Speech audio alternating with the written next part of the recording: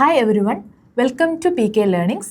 അപ്പോൾ നമ്മളിന്ന് physics SCRT classes start ചെയ്യുകയാണ്. അപ്പോൾ നമ്മളൊരു 10th ലെവലിലാണെങ്കിലും PSC സംബന്ധിച്ച് ഒരു 10th ലെവൽ അല്ലെങ്കിൽ ഡിഗ്രി ലെവൽ ഏത് എക്സാമോ ആയിക്കോട്ടെ SCRT നിന്നുള്ള ചോദ്യങ്ങൾ ഉണ്ടാവും. ഓക്കെ, അപ്പോൾ ഫിസിക്സിനെ സംബന്ധിച്ച് കുറച്ച് ചാപ്റ്റേഴ്സ് ഉണ്ട്, നമ്മുടെ സിലബസുമായിട്ട് ബന്ധപ്പെട്ട് കുറച്ച് ചാപ്റ്റേഴ്സ് കവർ ചെയ്യേണ്ടതുണ്ട്.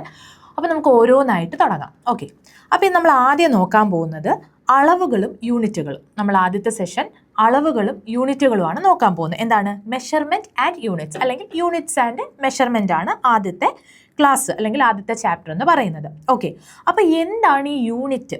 നമ്മൾ പറയും എന്താണ് മീറ്റർ അല്ലെങ്കിൽ സെൻറ്റിമീറ്റർ, കിലോമീറ്റർ എന്നൊക്കെ നമ്മൾ യൂണിറ്റുകൾ പറയാറുണ്ട് അല്ലേ? അപ്പോൾ എന്താണ് ഈ യൂണിറ്റ് എന്നാണ് ആദ്യം നോക്കാൻ പോകുന്നത്. നോക്കിക്കേ, ഒരു ഭൗതിക അളവിനെ കൃത്യമായി പ്രസ്താവിക്കാൻ ലോകമെമ്പാടും അംഗീകരിച്ചിരിക്കുന്ന തോതിനെയാണ് നമ്മൾ എന്തെന്ന് പറയുന്നത്? യൂണിറ്റ് എന്ന് പറയുന്നത്. അപ്പോൾ എന്താണ് യൂണിറ്റ്? ഒരു ഭൗതിക അളവ്. ഭൗതിക അളവ് എന്ന് പറയുമ്പോൾ ഫിസിക്കൽ ക്വാണ്ടിറ്റി.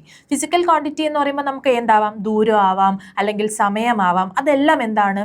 ഭൗതിക അളവാണ്. അപ്പോൾ അതിനെ നമുക്ക് കൃത്യമായിട്ട് പ്രസ്താവിക്കാൻ ഇന്ത്യയിൽ മാത്രമല്ല ലോകമെമ്പാടും അതിനെന്ത് ചെയ്യാനായിട്ട്, എക്സ്പ്ലെയിൻ ചെയ്യാനായിട്ട് അല്ലെങ്കിൽ പ്രസ്താവിക്കാൻ വേണ്ടിയിട്ട് ലോകമെമ്പാടും അംഗീകരിച്ചിരിക്കുന്ന ഒരു തോതിനെയാണ് നമ്മൾ എന്തെന്ന് പറയുന്നത്? യൂണിറ്റ് എന്ന് പറയുന്നത്. അപ്പോൾ അതാണ് അതിൻ്റെ ഒരു എക്സ്പ്ലനേഷൻ എന്ന് പറയുന്നത്. നമുക്ക് വരും ഇതിൽ നമുക്ക് നോക്കാം എന്താണെന്ന്. അപ്പോൾ മുൻകാലങ്ങളിൽ ഓരോ പ്രദേശത്തും അളക്കുന്നതിനും രേഖപ്പെടുത്തുന്നതിനും വ്യത്യസ്ത യൂണിറ്റുകളാണ് സ്വീകരിച്ചിരുന്നത്. ഓക്കെ അല്ലേ? അതായത് പണ്ട് ഈ ഒരു കോൺസെപ്റ്റ് ഒക്കെ വരുന്നതിന് മുൻപ് ഓരോ പ്രദേശത്തും എങ്ങനെയായിരുന്നു ഈ അളക്കുന്നതിനും രേഖപ്പെടുത്തുന്നതിനും ഒക്കെ വ്യത്യസ്തമായിട്ടുള്ള യൂണിറ്റ് എന്ന് പറയുമ്പോൾ ആ കാലത്തുണ്ടായിരുന്നത് പലതിനും പലതായിരുന്നു. അതായത് എങ്ങനെയാണെന്ന് നോക്കിയാൽ, ഉദാഹരണമായിട്ട് പറയുകയാണെങ്കിൽ നീളം അളക്കുന്നതിന് അടി, മുഴം, അതുപോലെ ചാൺ എന്നീ അളവുകളാണ് ഉപയോഗിച്ചിരുന്നത്. അടി എന്ന് പറയുമ്പോൾ നമ്മുടെ കാലിൻ്റെ കണ്ടോ, ഒരടി നടന്നേന്ന് പറയുമ്പോൾ നമ്മൾ എന്ത് ചെയ്യും? ഒരു അടി നടക്കും അല്ലെ? കാലിൻ്റെ പാദം അത് തൊട്ട് ഇതുവരെ ഉള്ളതാണ്. അതുപോലെ എന്താണ് മുഴം എന്ന് പറയുമ്പോൾ നമ്മൾ എന്താണ്? ഒരു മുഴം പൂവ് എടുത്ത് 2 മുഴം പൂവ്, അത് എത്രയാണ് മുഴം? ഇത്രയാണ് മുഴം എന്ന് പറയുന്നത്. ഓക്കെ, ചാൺ എന്ന് പറഞ്ഞാൽ നമ്മുടെ ഈ ഒരു തള്ളവിരൽ മുതൽ ഈ ഒരു ചെറുവിരൽ വരെയുള്ള ഇത്രയും ഡിസ്റ്റൻസിനെയാണ് ചാൺ. അപ്പം ഇങ്ങനെയൊക്കെ ആയിരുന്നു നമ്മൾ എന്ത് ചെയ്തിരുന്നത്? മുൻകാലങ്ങളിൽ ഓരോ അളവ് നമ്മൾ പറഞ്ഞിരുന്നത്. അടി, മുഴം, ചാൺ എന്നൊക്കെയായിരുന്നു നമ്മൾ എന്ത് ചെയ്തിട്ടുണ്ടായിരുന്നത്? പറഞ്ഞിട്ടുണ്ടായിരുന്നത്. മറ്റു രാജ്യങ്ങളിലും പലതരം യൂണിറ്റുകളായിരുന്നു ഉപയോഗിച്ചിരുന്നത്. അപ്പം ഓരോരോ രാജ്യങ്ങളിൽ ഓരോ ആ രാജ്യത്ത് തന്നെ ഓരോരോ പ്രദേശത്ത് എങ്ങനെയായിരുന്നു? ഓരോ തരത്തിലായിരുന്നു എന്ത് ചെയ്തത്? യൂണിറ്റുകൾ ഉപയോഗിച്ചിരുന്നത്. അപ്പോൾ ഇതിൻ്റെ പ്രശ്നങ്ങൾ എന്തൊക്കെയാണ് അടുത്ത് നോക്കാൻ പോകുന്നത്. ഇതിൻ്റെ പ്രായോഗിക പ്രശ്നങ്ങൾ എന്തൊക്കെയായിരുന്നു? കൃത്യത കുറവ്. അതായത് ഒരളവ് പറയും. ഓക്കെ, നമ്മളൊരു അടി നമ്മൾ പറഞ്ഞാലും അത് പലർക്കും പല സൈസ് ആയിരിക്കത്തില്ലേ? ഒരാളെ കാലിൻ്റെ ആ ഒരു വലിപ്പമായിരിക്കും അടുത്തയാൾക്ക് ഇല്ല. അപ്പോൾ അന്ന് ഒരു കൃത്യത കുറവ് അവിടെ ഉണ്ടാകും. അപ്പോൾ കൃത്യത കുറവ്. അതുപോലെ മറ്റ് പ്രദേശങ്ങളിലുള്ളവർക്ക് അളവുകൾ വിശകലനം ചെയ്യാൻ പ്രയാസം. മറ്റ് പ്രദേശങ്ങൾ ഇപ്പം നമ്മൾ ഇന്ത്യയിൽ ഇരുന്നുകൊണ്ട് ഒരു അടിയുടെ കാര്യം പറഞ്ഞിട്ട് അല്ലെങ്കിൽ വേറെ ഏതെങ്കിലും അളവ് പറഞ്ഞിട്ട് അവിടെ ഉള്ളവർക്ക് എന്തായിരിക്കും? അത് വേറെ രീതിയിലായിരിക്കും. അപ്പം അത് എക്സ്പ്ലെയിൻ ചെയ്യാനായിട്ട് വളരെ എന്തായിരിക്കും? പ്രയാസം. കാരണം ഓരോ സ്ഥലത്തും ഇങ്ങനെ അടി, മുഴം, ചാൺ ആ രീതിയിലുള്ള യൂണിറ്റുകളാണെങ്കിൽ പലയിടത്തും എന്തായിരിക്കും? പലതായിരിക്കും. അപ്പം കൃത്യത കുറവ് 2 പോയിന്റാണുള്ളത്. നമ്മുടെ യൂണിറ്റുകൾ ഓരോ രാജ്യത്തും അല്ലെങ്കിൽ ഓരോ പ്രദേശത്തും ഓരോന്ന് പോലെ ആകുമ്പോഴുള്ള പ്രായോഗിക പ്രശ്നങ്ങളെ പറ്റിയിട്ടാണ് പറയുന്നത്. എന്തൊക്കെയാണ്? കൃത്യത കുറവ്, അതുപോലെ മറ്റു പ്രദേശങ്ങളിൽ ഉള്ളവർക്ക് അളവുകൾ വിശകലനം ചെയ്യാനുള്ള പ്രയാസം. ഇതൊക്കെയാണ് അതിൻ്റെ ഒരു പ്രശ്നം എന്ന് പറയുന്നത്. ഓക്കെ, അപ്പോൾ ഇപ്പോഴത്തേക്ക് വരെയാണ്. ഇപ്പം എന്താണ്? എന്നാൽ ഇന്ന് എല്ലാ ഭൗതിക അളവുകൾക്കും ലോകമെമ്പാടും അംഗീകരിച്ച യൂണിറ്റുകളുണ്ട്. അപ്പം പണ്ടത്തെ പോലെയല്ല. ഇപ്പം എന്തുണ്ട്? ഇപ്പോൾ നമുക്ക് ലോകമെമ്പാടും ഏത് പ്രദേശം ആയിക്കോട്ടെ ലോകമെമ്പാടും എന്ന് പറയുമ്പോൾ എന്താണ്? യൂണിവേഴ്സലാണ് അല്ലേ? യൂണിവേഴ്സായിട്ട് എന്താണ്? അംഗീകരിച്ച യൂണിറ്റുകളാണ് ഇപ്പോൾ ഉള്ളത്. ഇതിനെ നമ്മൾ എന്താ പറയുന്നത്? ഇന്റർനാഷണൽ സിസ്റ്റം ഓഫ് യൂണിറ്റ്സ് എന്ന് പറയും. ഇത് യൂണിറ്റുകളുടെ അന്താരാഷ്ട്ര പദ്ധതി. മലയാളത്തിൽ പറയുമ്പോൾ ഇന്റർനാഷണൽ, അന്താരാഷ്ട്രം. അപ്പോൾ എന്താണ്? ഇന്റർനാഷണൽ സിസ്റ്റം ഓഫ് യൂണിറ്റ്സ് എന്നാണ് ഇതിനെ പറയുന്നത്. യൂണിറ്റുകളുടെ അന്താരാഷ്ട്ര പദ്ധതി എന്ന് പറയും. ഇതിനെ ഷോർട്ട് ഫോം ആയിട്ട് നമ്മൾ എന്ത് പറയും? SI യൂണിറ്റുകൾ എന്ന് പറയും. എന്തെന്ന് പറയും? SI യൂണിറ്റുകൾ എന്നാണ് നമ്മൾ എന്ത് ചെയ്യുന്നത്? പറയുന്നത്. ക്ലിയർ അല്ലേ? അപ്പോൾ ഇന്റർനാഷണൽ സിസ്റ്റം ഓഫ് യൂണിറ്റ് അല്ലെങ്കിൽ SI യൂണിറ്റ് ആണ് ഇപ്പോൾ അംഗീകരിച്ചിട്ടുള്ളത്, ലോകമെമ്പാടും അംഗീകരിച്ചിട്ടുള്ളത്. SI യൂണിറ്റുകൾ ഉപയോഗിക്കുമ്പോൾ ലോകത്തെല്ലാവർക്കും ഒരേ അളവ് തന്നെ ലഭിക്കുന്നു. അപ്പൊ നേരത്തെയുള്ള പ്രശ്നമൊക്കെ എന്തായി? സോൾവ് ആയി അല്ലേ? SI യൂണിറ്റുകൾ ഉപയോഗിച്ചപ്പോൾ എന്ത് പറ്റി? ലോകത്തെല്ലാവർക്കും ഒരേ അളവ് തന്നെ എന്ത് ചെയ്യും?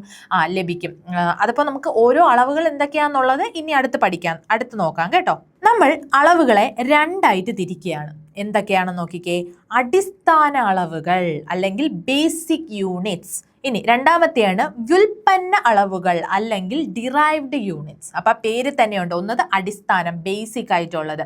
രണ്ടാമത്തത് ഡിറൈവ്ഡ് യൂണിറ്റ്സ്. അതെന്താണെന്ന് നമുക്ക് നോക്കാം. അപ്പോൾ 1960 പാരീസിൽ നടന്ന വിവിധ രാജ്യങ്ങളുടെ പൊതുസമ്മേളനം അളവുകളുടെ സംയോജിത സംവിധാനമായ ഇന്റർനാഷണൽ സിസ്റ്റം ഓഫ് യൂണിറ്റ്സ് അഥവാ SI യൂണിറ്റുകൾ സാർവദേശീയ അംഗീകാരം നൽകി. അപ്പൊ ഞാൻ നേരത്തെ പറഞ്ഞു ഇന്റർനാഷണൽ സിസ്റ്റം ഓഫ് യൂണിറ്റ്സ് എന്ന് പറഞ്ഞല്ലേ. അതിപ്പോ എവിടെയെങ്കിലും വെച്ച് എന്ത് ചെയ്യണം? ഒരു സമ്മേളനമൊക്കെ കൂടിയിട്ടായിരിക്കും ഇതൊക്കെ അംഗീകരിക്കുന്നത്. അത് എവിടെയാണെന്ന് നോക്കിക്കേ. 1960 പാരീസിലാണ് കേട്ടോ. എവിടെയാണ്? 1960 പാരീസിൽ നടന്ന ഒരുപാട് രാജ്യങ്ങൾ എന്ത് ചെയ്തിട്ടുണ്ടായിരുന്നു? ഒരു പൊതുസമ്മേളനം ഉണ്ടായിരുന്നു. അതിലെന്ത് ചെയ്തു? ഈ ഒരു സംയോജിത ഒരുമിച്ചെല്ലാം കൂടെ ഓക്കെ ആക്കുന്ന ഒരു എല്ലാവർക്കും ഓക്കെ ആയിട്ട് ഉള്ള ഒരു ഇന്റർനാഷണൽ സിസ്റ്റം ഓഫ് യൂണിറ്റ്സ് അല്ലെങ്കിൽ SI യൂണിറ്റുകൾ എന്ത് ചെയ്തു? യൂണിവേഴ്സൽ ആയിട്ട് എന്ത് ചെയ്യാൻ തുടങ്ങി? അക്സെപ്റ്റ് ചെയ്തു അല്ലെങ്കിൽ അംഗീകാരം നൽകി. അപ്പോൾ ഓർത്ത് വെച്ച് 1960 പാരീസിലാണ്. ഇതനുസരിച്ച് എല്ലാ അടിസ്ഥാന അളവുകൾക്കും ഓരോ യൂണിറ്റുകളുണ്ട്. അപ്പോൾ ഓരോ അടിസ്ഥാന യൂണിറ്റ് അളവുകൾക്കും എന്തുണ്ട്? ഇതനുസരിച്ച് എല്ലാ അടിസ്ഥാന അളവുകൾക്കും ഓരോരോ യൂണിറ്റുകൾ ഉണ്ടെന്ന് മനസ്സിലാക്കി വെക്കാം. അപ്പൊ അതാണ് നമ്മൾ ഇനി അടുത്ത് നോക്കാൻ പോകുന്നത്. അപ്പൊ ആദ്യത്തേത് അടിസ്ഥാന അളവുകളാണ്. ഓക്കെ, അടിസ്ഥാന അളവുകൾ എന്ന് പറയുമ്പോൾ എന്താണെന്നാണ് നമ്മൾ ഇനി നോക്കാൻ പോകുന്നത്. അടിസ്ഥാന അളവുകളുടെ യൂണിറ്റുകളാണ് അടിസ്ഥാന യൂണിറ്റ്. അടിസ്ഥാന അളവുകളുടെ യൂണിറ്റ് ആണ് അടിസ്ഥാനം. അപ്പൊ ഏതാണ് ഈ അടിസ്ഥാനങ്ങൾ? നോക്കിക്കേ. നീളം. ആദ്യത്തെ അടിസ്ഥാന യൂണിറ്റ് ആണ് എന്തെന്ന് പറയുന്നത്? നീളം എന്ന് പറയുന്നത്. രണ്ടാമത്തെ മാസ്. മൂന്നാമത്തെ സമയം, താപനില, വൈദ്യുത പ്രവാഹ തീവ്രത, പദാർത്ഥത്തിന്റെ അളവ്, പ്രകാശ തീവ്രത. ഇത്രയാണ് അടിസ്ഥാന അളവുകൾ എന്ന് പറയുന്നത്. ഈ അടിസ്ഥാന അളവുകളുടെ യൂണിറ്റുകളാണ് അടിസ്ഥാന യൂണിറ്റുകൾ എന്ന് പറയുന്നത്. അപ്പോൾ അടിസ്ഥാന യൂണിറ്റുകൾ എന്ന് പറയുമ്പോൾ ഞാൻ പറഞ്ഞതുപോലെ ഏതൊക്കെയാണ്? നീളം, മാസ്, സമയം, താപനില, വൈദ്യുത പ്രവാഹ തീവ്രത, പദാർത്ഥത്തിന്റെ അളവ്, പ്രകാശ തീവ്രത. അപ്പോൾ ഇതിൽ ആദ്യത്തെ നീളത്തിന്റെ യൂണിറ്റാണ്, അടിസ്ഥാന യൂണിറ്റാണ് എന്തെന്ന് പറയുന്നത്? മീറ്റർ എന്ന് പറയുന്നത്. മീറ്റർ. മാസിൻ്റെതാണെങ്കിലോ കിലോഗ്രാം. സമയമാണെങ്കിൽ സെക്കൻഡ്. താപനില കെൽവിൻ. വൈദ്യുത പ്രവാഹ തീവ്രതയാണെങ്കിൽ ആംബിയർ എന്ന് പറയും. A വെച്ച് റെപ്രസെന്റ് ചെയ്യും. ഇനി പദാർത്ഥത്തിന്റെ അളവാണെങ്കിൽ എന്താണ്? മോളാണ്. മോൾ. പ്രകാശ തീവ്രതയാണെങ്കിൽ എന്താണ്? കാൻഡില. അപ്പോൾ 1, 2, 3, 4, 5, 6, 7 7 ഫണ്ടമെന്റൽ യൂണിറ്റ്സ് ആണ് നമുക്കുള്ളത്. 7 ഫണ്ടമെന്റൽ യൂണിറ്റ്സ് ആണ് നമുക്ക് ഉള്ളത്. ഏതൊക്കെയാണ്? Fundamental units metre, kilogram, second, kelvin. അപ്പോൾ ഇത് ഏതിൻ്റെയൊക്കെയാണെന്ന് നോക്കി വയ്ക്കുക. ചിലപ്പോൾ എന്ത് ചെയ്യും? നമുക്ക് താഴെ തന്നിരിക്കുന്നതിൽ അടിസ്ഥാന യൂണിറ്റ് അല്ലെങ്കിൽ അടിസ്ഥാന ഭൗതിക അളവല്ലാത്തത് ഏതെന്ന് ചോദിച്ചിട്ട് നീളം, മാസ്, ഭാരം, സമയം എന്നൊക്കെ ചോദിക്കും. ഭാരമാണ് എപ്പോഴും ചോദിച്ച് കണ്ടിട്ടുള്ളത്. ഭാരം ഭാരം ഈ ഒരു അടിസ്ഥാന അളവിൽ വരുന്നതല്ല, അടിസ്ഥാന യൂണിറ്റിൽ വരുന്നതല്ല. അത് വന്നിട്ട് ഭാരത്തിന്റെ എന്നൊക്കെ പറയുമ്പോൾ ന്യൂട്ടൺ ആവും. ഓക്കെ, ന്യൂട്ടൺ ആവും അതിന്റെ എന്തെന്ന് പറയുന്നത്?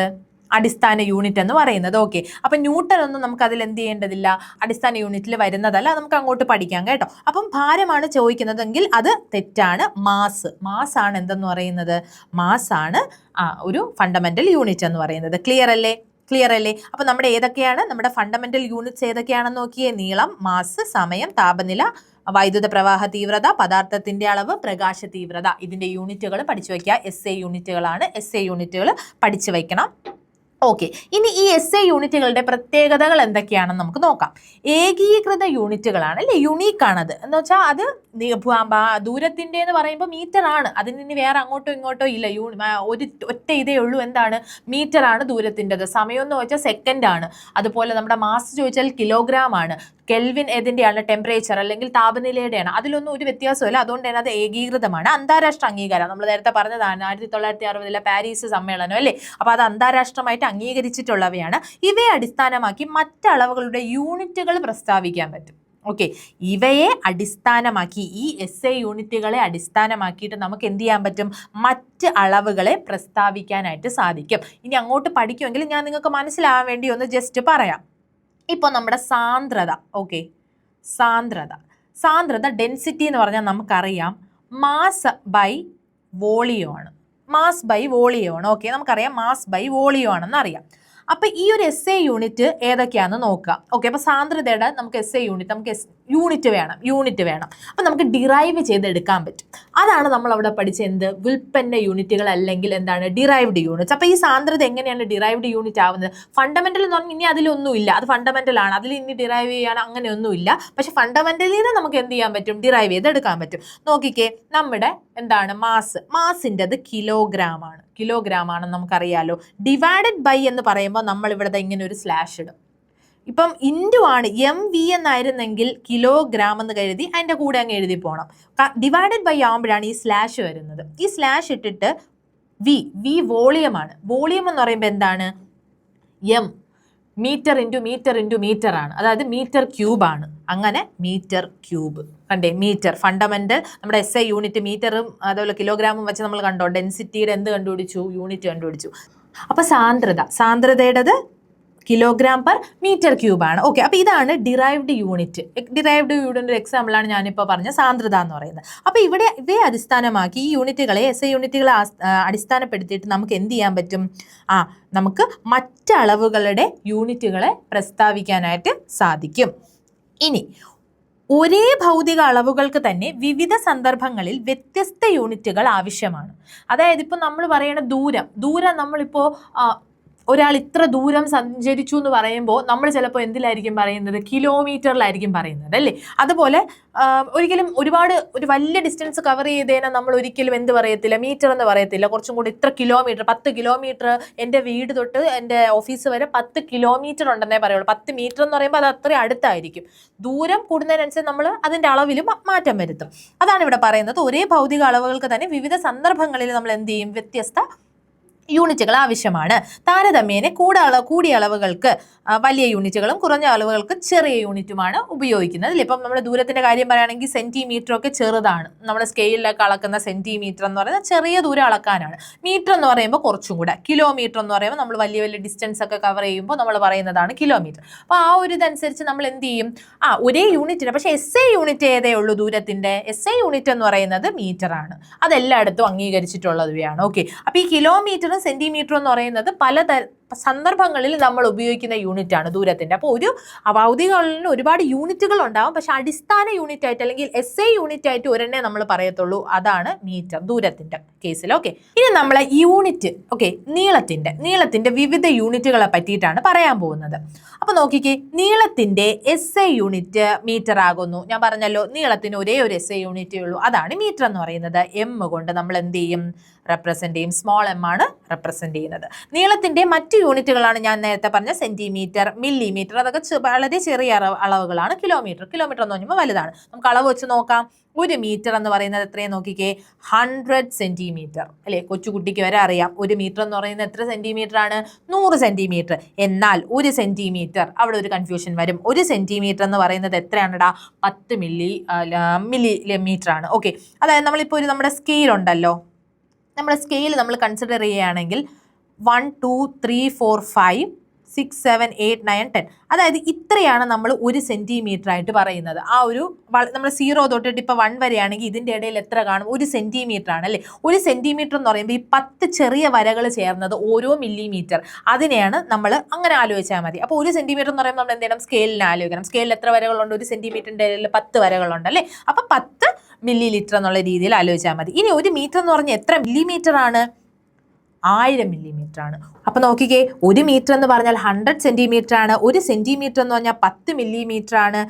1 മീറ്റർ എന്ന് പറഞ്ഞാൽ അപ്പോൾ എത്രയാ? 100 × 10 ചെയ്താൽ മതി. എത്രയാ? 1000 മില്ലിമീറ്റർ ആണ്. ഇനി 1 കിലോമീറ്റർ, ഞാൻ 1 കിലോമീറ്റർ സഞ്ചരിച്ചു എന്ന് പറഞ്ഞാൽ എത്ര മീറ്റർ ആണ്? 1000 മീറ്റർ ആണ്. ഇതൊക്കെ നമ്മൾ മാത്സിൽ കണക്ക് ചെയ്യുമ്പോഴും ഉപയോഗിക്കുന്നതാണ്, അല്ലേ? 1 കിലോമീറ്റർ എന്ന് പറഞ്ഞാൽ 1000 മീറ്റർ ആണ്. 1 മീറ്റർ എന്ന് പറഞ്ഞാൽ 10⁻⁶ അല്ലെങ്കിൽ 10 ലക്ഷം മൈക്രോമീറ്റർ ആണ്. മൈക്രോമീറ്ററിന് ഇങ്ങനെയാണ് റെപ്രസെന്റ് ചെയ്യുന്നത്. അപ്പോൾ 1 മീറ്റർ എന്ന് പറഞ്ഞാൽ എത്ര മൈക്രോമീറ്റർ ആണ്? 10⁻⁶ ആണ് കേട്ടോ, മാറിപ്പോരുത്. 10⁻⁶ മൈക്രോമീറ്റർ ആണ് 1 മീറ്റർ എന്ന് പറയുന്നത്. അപ്പോൾ ഇതൊക്കെയാണ് നമ്മുടെ നീളത്തിൻ്റെ വിവിധ യൂണിറ്റ് എന്ന് പറയുന്നത്. ക്ലിയർ ആയില്ലേ? നീളത്തിൻ്റെ കുറച്ച് യൂണിറ്റുകളാണ് ഇപ്പോൾ പറഞ്ഞത്. ഇനി അടുത്തൊരു യൂണിറ്റ് ആണ്, നോക്കിക്കേ. അസ്ട്രോണമിക്കൽ യൂണിറ്റ് അല്ലെങ്കിൽ AU. എന്താ ഈ അസ്ട്രോണമിക്കൽ യൂണിറ്റ്? അസ്ട്രോണമിക്കൽ യൂണിറ്റ് എന്നത് ഭൂമിയിൽ നിന്ന് സൂര്യനിലേക്കുള്ള ശരാശരി ദൂരമാണ്. ഓക്കെ, എന്താണ്? ഭൂമിയിൽ നിന്ന് സൂര്യനിലേക്കുള്ള ശരാശരി ദൂരത്തെയാണ് നമ്മൾ എന്തെന്ന് പറയുന്നത്? Astronomical unit. ഇത് എത്ര കിലോമീറ്റർ ആണെന്ന് നോക്കിക്കേ. 15 കോടി കിലോമീറ്റർ ആണ്. അപ്പോൾ എത്രയാണെന്ന് ആലോചിച്ച് നോക്കണം. 15 കോടി മീറ്ററും അല്ല, 15 കോടി കിലോമീറ്റർ ആണ്. അപ്പോൾ നമ്മുടെ ഭൂമിയിൽ നിന്ന് സൂര്യൻ അത്രയും ഉണ്ടെങ്കിൽ മാത്രമേ നമുക്ക് എന്ത് ചെയ്യത്തുള്ളൂ, എക്സിസ്റ്റ് ചെയ്യാൻ തന്നെ പറ്റത്തുള്ളൂ. ഇപ്പോൾ അടുത്തൊക്കെ ആയിരുന്നെങ്കിൽ നമ്മൾ കരിഞ്ഞു പോയേനെ. അതുകൊണ്ട് ഭൂമിയിൽ നിന്ന് സൂര്യനിലേക്കുള്ള ശരാശരി ദൂരമാണ് അസ്ട്രോണമിക്കൽ യൂണിറ്റ്. അത് എത്രയുണ്ട്? ഏകദേശ കണക്കാണ് കേട്ടോ. 15 കോടി, നമ്മുടെ SCERT പറയുന്നതാണ്. 15 കോടി കിലോമീറ്റർ ആണ് എന്തെന്ന് പറയുന്നത് അസ്ട്രോണമിക്കൽ യൂണിറ്റ്.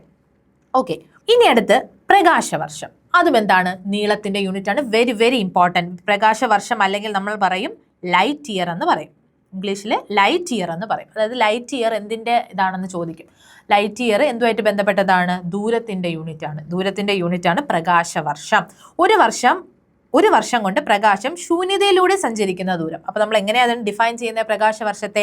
ഒരു വർഷം കൊണ്ട് പ്രകാശം ശൂന്യതയിലൂടെ, വാക്വത്തിലൂടെ എന്താണ് സഞ്ചരിക്കുന്ന ദൂരത്തെയാണ് നമ്മൾ എന്തെന്ന് പറയുന്നത്? പ്രകാശവർഷം.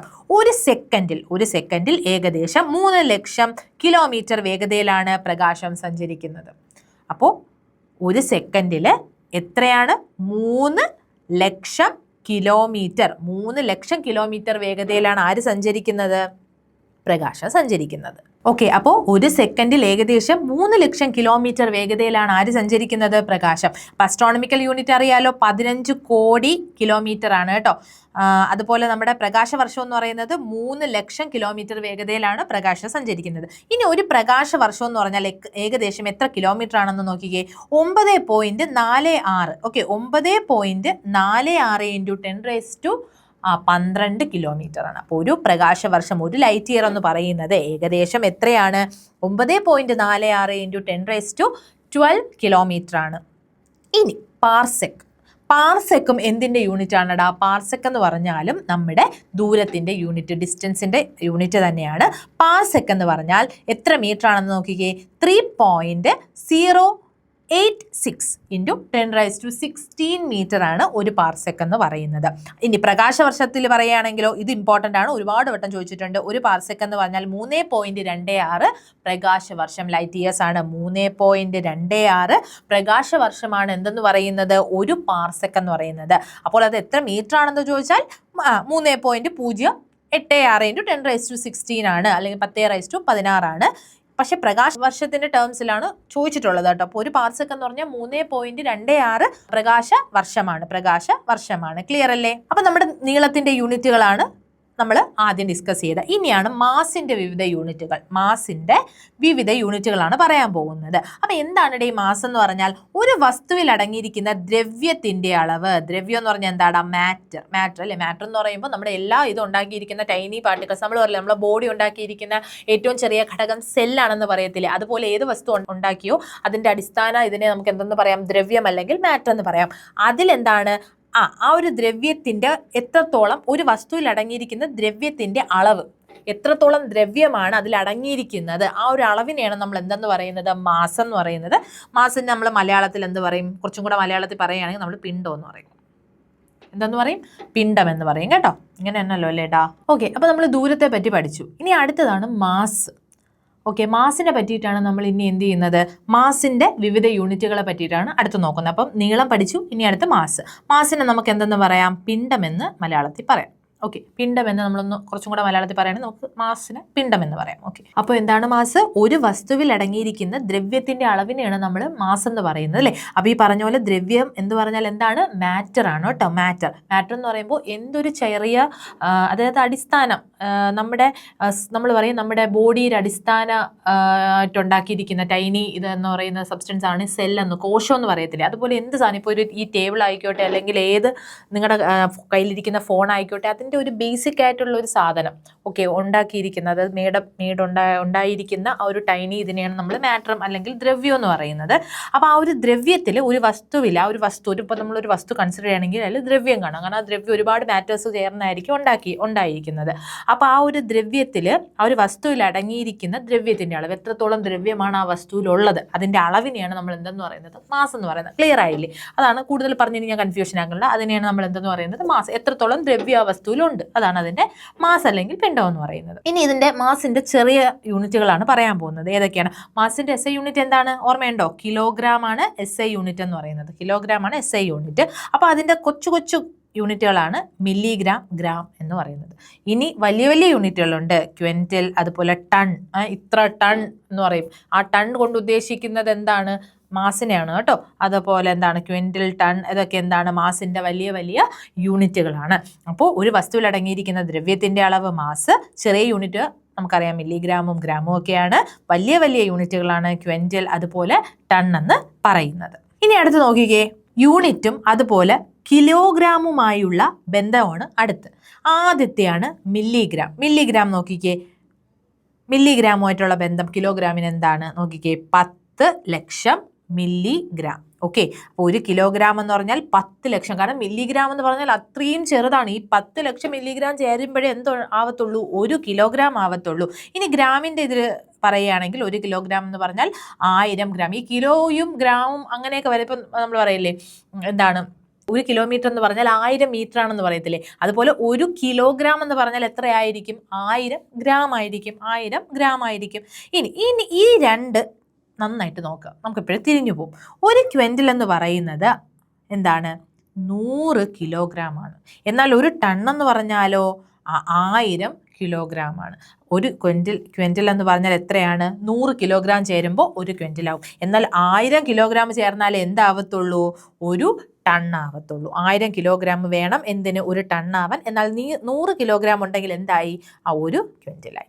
അപ്പോൾ മില്ലിഗ്രാം, ഗ്രാം, ക്വിൻറ്റൽ, ടൺ. ഈ ക്വിൻറ്റൽ ടണ്ണും വലിയ വലിയ യൂണിറ്റാണ് മാസിൻ്റെ, അത് മറന്നു പോകരുത്. ഓക്കെ, ഇനി അടുത്ത് സമയം. ഇനി ഏതാണ് നമ്മൾ നോക്കുന്ന സമയം? അപ്പോൾ നമ്മൾ നീളം നോക്കി, പിന്നെ മാസ് നോക്കി അല്ലെങ്കിൽ പിണ്ഡം നോക്കി. ഇനി അടുത്തതാണ് നമ്മുടെ സമയം എന്ന് പറയുന്നത്, അടുത്ത യൂണിറ്റ്. സമയം എന്ത് തന്നെയാണ്? സെക്കൻഡ്. അതിന് വേറെ വ്യത്യാസമൊന്നുമില്ല, സെക്കൻഡ് തന്നെയാണ് സമയം. സമയത്തിൻ്റെ SI യൂണിറ്റ് സെക്കൻഡാണ്. ഇതിൻ്റെ പ്രതീകം സ്മോൾ ലെറ്റർ S ആണ്.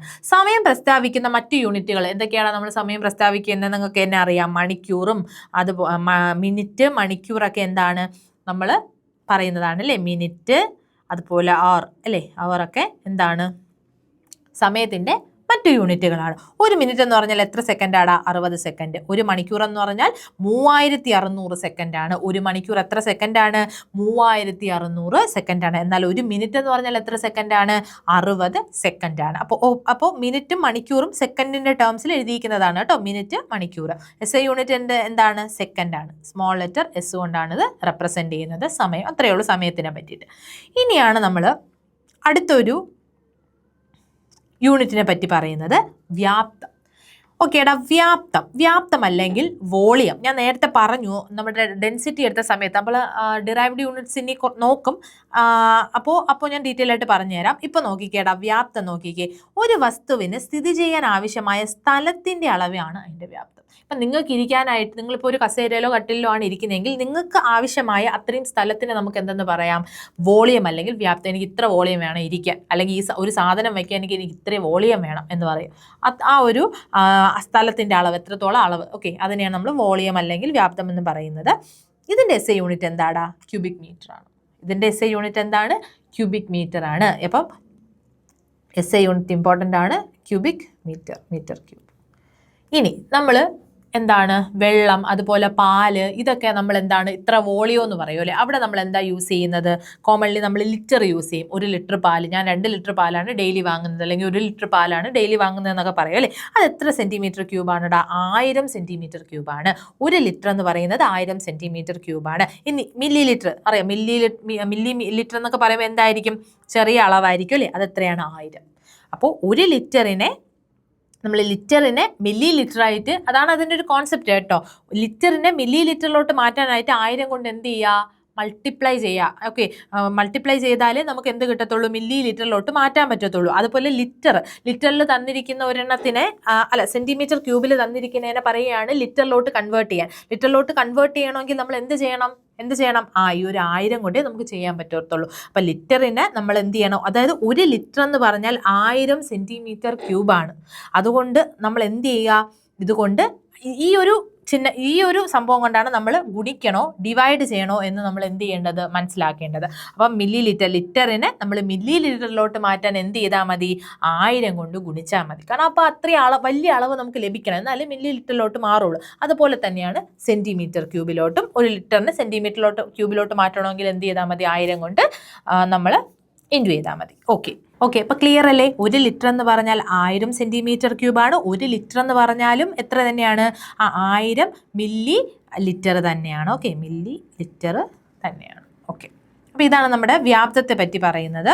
ഇനി സാന്ദ്രത, ഞാൻ നേരത്തെ പറഞ്ഞ സാന്ദ്രത അല്ലെ, ഞാൻ തുടക്കത്തിൽ പറഞ്ഞിരുന്നു അല്ലേ, ഡെൻസിറ്റി എന്ന് പറഞ്ഞാൽ എന്താണെന്ന് നോക്കിയാൽ യൂണിറ്റ് വ്യാപ്തം പദാർത്ഥത്തിൻ്റെ എന്താണ്, മാസിനെയാണ് നമ്മൾ എന്തെന്ന് പറയുന്നത്, സാന്ദ്രത. ഞാൻ നേരത്തെ പറഞ്ഞു സാന്ദ്രത എന്ന് പറഞ്ഞാൽ എന്താണ്, mass by volume. Okay, mass വോളിയത്തെയാണ് നമ്മൾ എന്തെന്ന് പറയുന്നത്, സാന്ദ്രത അല്ലെങ്കിൽ ഡെൻസിറ്റി എന്ന് പറയുന്നത്. ഈ ഡെൻസിറ്റിയും അതിനെ പറ്റിയിട്ടൊക്കെ നമുക്ക് ഡീറ്റെയിൽ ആയിട്ട് ഇനി വരും ക്ലാസ്സുകളിൽ ഉണ്ട് കേട്ടോ. പ്രഷർ, നമ്മുടെ മർദ്ദവുമായിട്ടൊക്കെ ബന്ധപ്പെട്ട് അവിടെയൊക്കെ നമ്മൾ ഡെൻസിറ്റി, നമ്മുടെ പുഴകളിലൊക്കെ കല്ലിടുമ്പോൾ കല്ല് താന്നു പോകും, അതുപോലെ ഇലകൾ പൊങ്ങി കിടക്കും എന്നുള്ള രീതിയിലൊക്കെ നമ്മൾ പറയാറില്ല. അപ്പോൾ ഈ ഒരു സാന്ദ്രതയുടെ ബേസിലാണ് അതൊക്കെ പറയുന്നത്. അത് നമുക്ക് ഡീറ്റെയിൽ ആയിട്ട് അവിടെ നോക്കാം. ഇവിടെ ജസ്റ്റ് ഡെഫിനിഷൻ നിങ്ങൾ നോക്കിയാൽ മതി. യൂണിറ്റ് വ്യാപ്തമാണ് എന്തെന്ന്, പദാർത്ഥത്തിൻ്റെ മാസിനെയാണ് നമ്മൾ എന്തെന്ന് പറയുന്നത്, mass by volume. Okay, mass by volume ഞാൻ നേരത്തെ പറഞ്ഞു അല്ലേ. യൂണിറ്റ് എന്താണ്, ഇതിൻ്റെ യൂണിറ്റ് എന്താണ് പറഞ്ഞേ, മാസം എന്ന് പറയുമ്പോൾ കിലോഗ്രാം. ഞാൻ പറഞ്ഞു ഡിവൈഡഡ് ബൈ ആണ്. അതുകൊണ്ട് നമ്മൾ അവിടെ പഠിച്ചു വ്യാപ്തത്തിൻ്റെ എത്രയാണ്, മീറ്റർ ക്യൂബ്. ഇപ്പോൾ കുറച്ചും കൂടെ ക്ലിയർ ആയില്ലേ? നേരത്തെ നിങ്ങൾ വ്യാപ്തം ഒന്നും പഠിച്ചിട്ടില്ലായിരുന്നല്ലോ. അറിയാമെന്നുള്ളവർക്കൊക്കെ, അറിഞ്ഞൂടാത്തവർക്ക് ഇവിടെ ഇപ്പം നമ്മളിവിടെ പറഞ്ഞിട്ടുണ്ടായിരുന്നു മീറ്റർ ക്യൂബാണ് വ്യാപ്തത്തിൻ്റെ എന്ന്. സോ ഇവിടെ നമുക്ക് സുഖമായിട്ട് എഴുതാം എന്തെന്ന്, കിലോഗ്രാം. യൂണിറ്റ് എന്ന് പറയുന്നത് കിലോഗ്രാം പെർ മീറ്റർ ക്യൂബാണ് ഇതിൻ്റെ എന്തെന്ന് പറയുന്നത്, യൂണിറ്റ് എന്ന് പറയുന്നത്. ഓക്കെ, അപ്പോൾ സാന്ദ്രതയുടെ SI യൂണിറ്റ് എന്താണ്, കിലോഗ്രാം പെർ മീറ്റർ ക്യൂബാണ്. ഇങ്ങനെയാണ് നമ്മൾ യൂണിറ്റ് എഴുതുന്നത് കേട്ടോ. നമ്മൾ ആ ഒരു ഫോർമുല അല്ലെങ്കിൽ വർക്ക് എന്ന് പറയുമ്പോൾ ഇപ്പോൾ എന്താണ്, അല്ലെങ്കിൽ ഡെൻസിറ്റി എന്ന് പറഞ്ഞാൽ എന്താണ് എന്ന് നമുക്ക് അറിയാമെന്നുണ്ടെങ്കിൽ നമുക്ക് അതിൽ നിന്ന് തന്നെ എന്ത് ചെയ്യാൻ പറ്റും, യൂണിറ്റ് എഴുതാനായിട്ട് പറ്റും. ഇപ്പോൾ ഫോഴ്സ് നമുക്ക് എല്ലാവർക്കും അറിയാമെന്നുള്ള ഫോഴ്സ് ഈക്വൽ ടു MA എന്നറിയാം. ഈ ഫോഴ്സ് എന്ന് പറയുന്നത് നമ്മൾ എപ്പോഴും പറയുന്ന ബലത്തിൻ്റെ യൂണിറ്റ് ന്യൂട്ടൺ ആണെന്നാണ് പറയുന്നത്. SI യൂണിറ്റ് ന്യൂട്ടൺ ആണ്. ഇനി നമ്മൾ ന്യൂട്ടൺ അല്ല, ഇപ്പോൾ ഓപ്ഷനിൽ തന്നിരിക്കുന്നതിൽ ന്യൂട്ടൺ ഇല്ല. അപ്പോൾ നമ്മൾ എന്ത് ചെയ്യും, അതിൻ്റെ ഫോർമുല ആലോചിക്കുക. F എന്ന് പറഞ്ഞാൽ MA ആണ്. M എന്ന് പറഞ്ഞാൽ എന്താണ്, കിലോഗ്രാം ആണ്.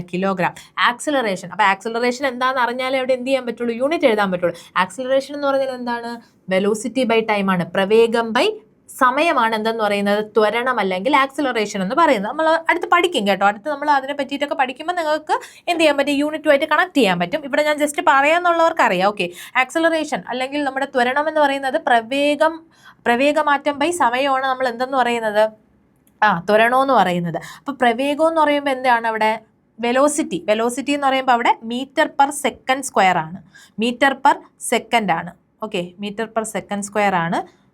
Okay, F is equal to MA ആണ്. F is equal to MA എന്ന് പറയുമ്പോൾ ഞാൻ പറഞ്ഞു എമ്മിന് നമുക്ക് കിലോഗ്രാം എഴുതാം. ആക്സിലറേഷൻ ഞാൻ പറഞ്ഞു പ്രവേഗമാറ്റം ബൈ സമയമാണ്. അതെത്രയാണ്, മീറ്റർ പെർ സെക്കൻഡ് സ്ക്വയർ ആണ്. അപ്പോൾ നമുക്ക് ഇത് ഓപ്ഷനിലുണ്ടെങ്കിൽ നമുക്ക് സുഖമായിട്ട് എന്ത് ചെയ്യാൻ പറ്റും, ഫോഴ്സിൻ്റെ അല്ലെങ്കിൽ ബലത്തിൻ്റെ യൂണിറ്റ് എഴുതാൻ പറ്റും. ന്യൂട്ടൺ എന്ന് മാത്രം പഠിച്ചു വച്ചിരിക്കുന്ന ഒരു കുട്ടിക്ക് ഇത് കണ്ടാൽ മനസ്സിലാവത്തില്ല. അപ്പോൾ നമ്മൾ എപ്പോഴും ഈ ഒരു ഫോർമുല ഉപയോഗിച്ചുകൊണ്ട് നമുക്ക് എന്ത് ചെയ്യാൻ പറ്റും, നമുക്ക് ആ ഒരു ഡിറൈവ് ചെയ്ത് എടുക്കാനായിട്ട് പറ്റും. അതിനാണ് ഈ ഡിറൈവ്ഡ് യൂണിറ്റ്സ് നമ്മൾ ഈ ഒരു അടിസ്ഥാന യൂണിറ്റ് ഉപയോഗിച്ച് ഡിറൈവ് ചെയ്യുന്നു ഞാൻ നേരത്തെ പറഞ്ഞത്. ഓക്കെ, ഇനി നമ്മൾ സാന്ദ്രതയിലോട്ട് വരികയാണെങ്കിൽ വ്യാപ്തം തുല്യമായ വസ്തുക്കളിൽ മാസ് കൂടുതലുള്ള വസ്തുക്കളുടെ സാന്ദ്രത കൂടുതലായിരിക്കും. എന്താ പറയുന്നത്, വ്യാപ്തം തുല്യമായ വസ്തുക്കൾ. ഇപ്പോൾ 2 വസ്തുക്കളുണ്ട്. ആ 2 വസ്തുക്കളുടെ വ്യാപ്തം എന്താണ്, തുല്യമാണെന്ന് വിചാരിക്കുക. മാസ് കൂടുതലുള്ള വസ്തുക്കളുടെ സാന്ദ്രത കൂടുതലായിരിക്കും. നമുക്കറിയാം മാസാണ് ന്യൂമറേറ്ററിൽ, അതായത് മുകളിലുള്ളത് മാസാണ്. അപ്പം മാസ് കൂടുന്നതിനനുസരിച്ച് എന്തും കൂടും, സാന്ദ്രതയും കൂടും. വ്യാപ്തം രണ്ടും സെയിം ആണെന്നിരിക്കട്ടെ. വ്യാപ്തം എന്തായാലും ഇൻവേഴ്സ്ലി ആണ്, താഴെയാണ് വരുന്നത്, ഇൻവേഴ്സ്ലി പ്രൊപ്പോർഷൻ ആണ്. പറഞ്ഞാൽ സാന്ദ്രത എന്ന് പറയുന്നത് നേരിയ അനുപാതമാണ്. ഓക്കെ, നേരനുപാതമാണ്. അതുകൊണ്ട് തന്നെ സാന്ദ്രത എന്ന് പറഞ്ഞാൽ മാസ് ബൈ വ്യാപ്തം ആയതുകൊണ്ട് തന്നെ മാസ് കൂടുമ്പോൾ എന്തും കൂടും, സാന്ദ്രത കൂടും. അപ്പോൾ വ്യാപ്തം തുല്യമായ വസ്തുക്കളിൽ മാസ് കൂടുതലുള്ള വസ്തുക്കളുടെ സാന്ദ്രത എന്തായിരിക്കും, കൂടുതലായിരിക്കും. അത് ക്ലിയർ ആയില്ലേ? അതായത് ഇപ്പം നമ്മളെപ്പോഴും ഈ ഒരു ന്യൂമറേറ്ററിൽ വരുന്നത് വെച്ചിട്ടായിരിക്കും നമ്മൾ അപ്പുറത്തെ രണ്ട് സൈഡിലുള്ളതും പറയുന്നത്. ഇവിടെ സാന്ദ്രത എന്ന് പറയുന്നത് മാസാണ് മുകളിൽ, അതുകൊണ്ട് തന്നെ മാസ് കൂടുന്നതിനനുസരിച്ച് എന്തും കൂടും, മാസ് കൂടുന്നതിനനുസരിച്ച് സാന്ദ്രതയും കൂടും. ഓക്കെ, ഇനിയാണ് നമ്മൾ ഈ ഒരു ഞാൻ നേരത്തെ പറഞ്ഞ ഡിറൈവ്ഡ് യൂണിറ്റ്സിനെ പറ്റി പറയാൻ പോകുന്നത്. അതിൻ്റെ ഒരു ഡെഫിനേഷനായിട്ട് നോക്കിക്കുക, എന്താണ് വ്യുൽപ്പന്ന യൂണിറ്റുകൾ? അടിസ്ഥാന യൂണിറ്റുകൾ. നമ്മൾ നേരത്തെ അവിടെ പഠിച്ച കുറച്ച് അടിസ്ഥാന യൂണിറ്റുകൾ ഉണ്ടല്ലേ, 7 ഉണ്ടെന്ന് പറഞ്ഞു, 7 അടിസ്ഥാന യൂണിറ്റ് ഉണ്ടെന്ന് പറഞ്ഞു. ആ ഒരു അടിസ്ഥാന യൂണിറ്റുകൾ ഉപയോഗിച്ച് പ്രസ്താവിക്കുന്നതോ അടിസ്ഥാന യൂണിറ്റുകളെ ആശ്രയിച്ച് നിലനിൽക്കുന്നതോ ആയിട്ടുള്ള യൂണിറ്റുകളെയാണ് നമ്മൾ എന്തെന്ന് പറയുന്നത്, വ്യുൽപ്പന്ന അല്ലെങ്കിൽ ഡിറൈവ്ഡ് യൂണിറ്റ്സ് എന്ന് പറയുന്നത്. നോക്കിയേ, എക്സാമ്പിൾ നോക്കിയേ, പരപ്പളവ്, ഏരിയയാണ് പരപ്പളവ്. ഏരിയ എന്ന് പറയുമ്പോൾ നമ്മളിപ്പോൾ റെക്റ്റാങ്കിളിൻ്റെ റെക്റ്റാങ്കിളിൻ്റെ ഏരിയ എന്താണ്, L/B ആണ്. L/B എന്ന് പറയുമ്പോൾ ലെങ്ത് M, ബ്രെഡ്ത്ത് M. അപ്പോൾ രണ്ടും കൂടെ നീളം ഇൻറ്റു വീതി. നീളത്തിൻ്റെ എന്താണ്, M ആണ്, വീതിയുടേതും M ആണ്. അങ്ങനെ എന്താവും, മീറ്റർ ക്യൂബ് ആവും. വ്യാപ്തം എന്ന് പറഞ്ഞാൽ M/M/M, length into breadth into height ആണ്. നീളം, വീതി, ഉയരം എല്ലാം വരും അതിൽ. അങ്ങനെ വരുമ്പോൾ അതെന്ത്, M/M/M എന്ന് പറഞ്ഞാൽ എന്താണ്, മീറ്റർ ക്യൂബ്. സാന്ദ്രത ഞാൻ നേരത്തെ അവിടെ പറഞ്ഞു തന്നു. വേഗത, സ്പീഡ്. വേഗത എന്ന് പറഞ്ഞാൽ ദൂരം ബൈ സമയം. ദൂരത്തിൻ്റെത് എന്താണ്, ദൂരം ബൈ സമയമാണല്ലോ വേഗത എന്ന് പറയുന്നത്, വേഗത. അപ്പോൾ അതുകൊണ്ട് തന്നെ ദൂരം എന്ന് പറയുന്നത് മീറ്റർ ആണ്. സമയം എന്ന് പറയുന്നത് ഞാൻ പറഞ്ഞു ഡിവൈഡഡ് ബൈ പറയുമ്പോൾ സ്ലാഷ് ഇടണം, സെക്കൻഡാണ്. ഓക്കെ, അപ്പം മീറ്റർ പെർ സെക്കൻഡ് ആണ്. ഇനി ബലവും ഞാൻ നേരത്തെ അവിടെ പറഞ്ഞു അല്ലേ, ഫോഴ്സിൻ്റെ അതായത് നമുക്കറിയാം F=ma ആണ്. ma mass into acceleration. മാസിൻ്റെത് കിലോഗ്രാം ആണ്, acceleration metre per second square ആണ്.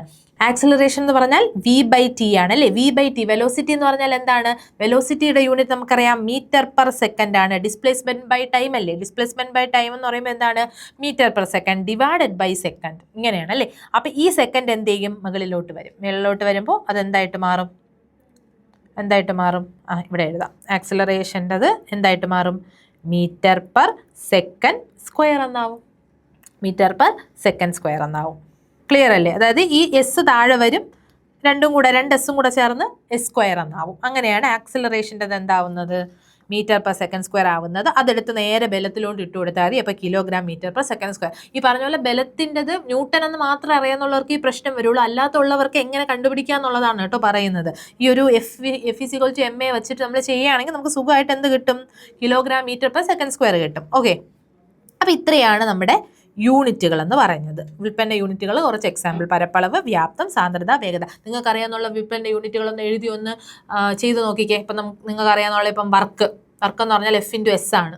ഓക്കെ, പ്രവൃത്തി എന്ന് പറയുന്നത് ബലം ഇൻറ്റു സ്ഥാനാന്തരമാണ്. അപ്പോൾ അത് വെച്ചിട്ട് നിങ്ങളൊന്ന് നോക്കി എങ്ങനെയാണ് വ്യുൽപ്പന്നം കിട്ടുന്നുണ്ടോ എന്നൊന്ന് നോക്കി, ഒരു ഹോംവർക്ക് പോലെ ചെയ്ത് നോക്കിക്കേ. ഓക്കെ, ഇനി അടുത്ത് നമ്മൾ നോക്കാൻ പോകുന്നത് യൂണിറ്റുകൾ എഴുതുമ്പോൾ നമ്മൾ ശ്രദ്ധിക്കേണ്ട കുറച്ച് നിയമങ്ങളുണ്ട്, പാലിക്കേണ്ട നിയമങ്ങൾ എന്തൊക്കെയാണെന്ന് നോക്കാം. എങ്ങനെയെങ്കിലുമൊക്കെ യൂണിറ്റ് എഴുതിയാൽ പോരാ.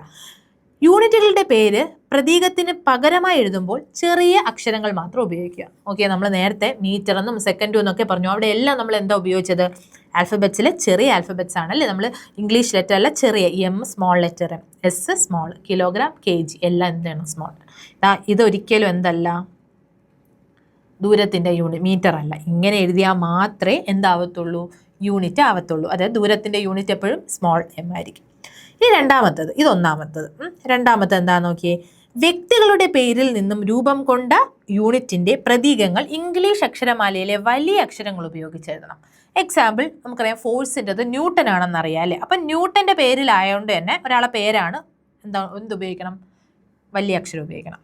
ഈ മീറ്റർ എന്നൊന്നും പറഞ്ഞാൽ എന്താ, ഒരാളിൻ്റെ പേരല്ല, അതുകൊണ്ടാണ് സ്മോൾ ഉപയോഗിച്ചത്. എന്നാൽ ആളിൻ്റെ പേരിലാണ് ആ ഒരു യൂണിറ്റ് അറിയപ്പെടുന്നതെങ്കിൽ ക്യാപിറ്റൽ ലെറ്റർ. ജൂൾ എന്ന് പറയുന്ന ഒരാളുണ്ട്, എനർജിയുടെയും വർക്കിൻ്റെയൊക്കെ ആയതുകൊണ്ടാണ് നമ്മൾ ഉപയോഗിക്കുന്നത്, ജൂൾ. ക്ലിയർ. യൂണിറ്റിൻ്റെ പ്രതീകവും യൂണിറ്റിൻ്റെ പേരും ഇടകലർത്തി എഴുതരുത്. അതായത് ഇപ്പം നോക്കിക്കേ, പ്രതീകം എന്ന് പറഞ്ഞാൽ symbol, kilogram per cubic metre അങ്ങനെ എഴുതാൻ പാടില്ല. പ്രതീകം എഴുതുന്നെങ്കിൽ പ്രതീകമായിട്ട് തന്നെ എഴുതണം. അപ്പം മീറ്ററിനെയൊക്കെ സംബന്ധിച്ച് കുഴപ്പമില്ല, ഒറ്റ ആളേ ഉള്ളൂ. ഈ ഒരുമിച്ച് വരുന്ന സാധനങ്ങളുണ്ടല്ലോ, kilogram per metre square, metre per second square എന്നൊക്കെ ഉള്ളതിനെ ഈ സ്ലാഷ് ഇട്ട് നമ്മൾ എഴുതത്തില്ലേ, അതിനെ ഒരെണ്ണത്തിൻ്റെ പ്രതീകവും മറ്റൊരെണ്ണത്തിൻ്റെ ഫുൾ നെയിമും ആയിട്ട് എഴുതാൻ പാടില്ല. എഴുതുന്നെങ്കിൽ കിലോഗ്രാം പെർ രണ്ടും പ്രതീകമായിരിക്കണം. നോക്കി, അല്ലെങ്കിൽ മൊത്തം എഴുതണം, കിലോഗ്രാം പെർ ക്യൂബിക് മീറ്റർ എന്ന് മൊത്തം എഴുതണം. അല്ലാതെ കിലോ kg എന്നിട്ടിട്ട് പെർ ക്യൂബിക് മീറ്റർ എന്ന് എഴുതരുത്. Kilogram kg per metre cube അതും തെറ്റാണ്. കിലോഗ്രാം പെർ മീറ്റർ ക്യൂബ് അതും തെറ്റാണ്. കാരണം കിലോഗ്രാം ഈ പെർ എന്ന് ഉദ്ദേശിക്കുന്നത് ഈ സ്ലാഷിനെയാണ്. ആ സ്ലാഷ് തന്നെ ഇടുക. അല്ലാതെ നമ്മൾ എന്ത് ചെയ്യാൻ പാടില്ല, ആ സ്ലാഷ് ഇട്ട് പെർ എന്ന് എഴുതിയിട്ട് വീണ്ടും മീറ്റർ ക്യൂബ് അങ്ങനെയൊന്നും എഴുതാൻ പാടില്ല. അപ്പോൾ ഇത് രണ്ടുമാണ് കറക്റ്റ്. പ്രതീകത്തിന് ശേഷം കുത്ത്, കോമ എന്നീ ചിഹ്നങ്ങൾ ഉപയോഗിക്കരുത്. വാചകത്തിന് കുത്തോ കോമയോ ആവശ്യമെങ്കിൽ ഉപയോഗിക്കാം. ആ ഒരു സെന്റൻസിന് ആവശ്യമാണെങ്കിൽ നമുക്ക് ഉപയോഗിക്കാം. ഇപ്പൊ നോക്കിയേ, മേശയുടെ നീളം 65 സെന്റിമീറ്റർ ആണ്. അവസാനം ഫുൾ സ്റ്റോപ്പ്. ഒരു സെന്റൻസ് അവസാനിപ്പിക്കുക നമ്മൾ പോച്ചിലേ പഠിച്ചിട്ടുണ്ട്, ഫുൾ സ്റ്റോപ്പ് ഇടണമെന്ന്. അപ്പൊ അത് കറക്റ്റ് ആണ്. മേശയുടെ നീളം 65 സെന്റിമീറ്റർ കഴിഞ്ഞിട്ട് നോക്കിക്കോ ഒരു കുത്തിട്ടേക്കുന്നത്, അങ്ങനെ ഇടാൻ പാടത്തില്ല. കുത്തും കോമയൊന്നും പാടില്ല. ഓക്കെ, സ്പേസ് ഇടാം, പക്ഷേ കുത്തും കോമയൊന്നും ഇടാൻ പാടില്ല. യൂണിറ്റുകളുടെ ഗുണിതങ്ങളായി വിൽപ്പന യൂണിറ്റുകൾ എഴുതുമ്പോൾ അവർക്കിടയിൽ കുത്ത് അല്ലെങ്കിൽ സ്പേസ് വേണം. അതായത് എവിടെ വേണമെന്ന് നോക്കിക്കേ, newton metre. Okay, newton metre എന്ന് പറയുന്ന ഒരു യൂണിറ്റ്. ഈ യൂണിറ്റിന് 2 യൂണിറ്റുകളാണിത്. ഓക്കെ, ഉദാഹരണമായിട്ട് പറഞ്ഞാൽ ന്യൂട്ടൺ മീറ്റർ എന്നുള്ളൊരു ഉദാഹരണമാണ് ഇവിടെ എടുത്തിരിക്കുന്നത്. അപ്പം ന്യൂട്ടൺ മീറ്റർ എന്ന് പറയുമ്പോൾ, ന്യൂട്ടൺ എന്ന് പറഞ്ഞാൽ നമുക്കറിയാം ഫോഴ്സിൻ്റെ ആണ്, എം എന്ന് പറയുമ്പോൾ ഡിസ്റ്റൻസിൻ്റെ ആണ്.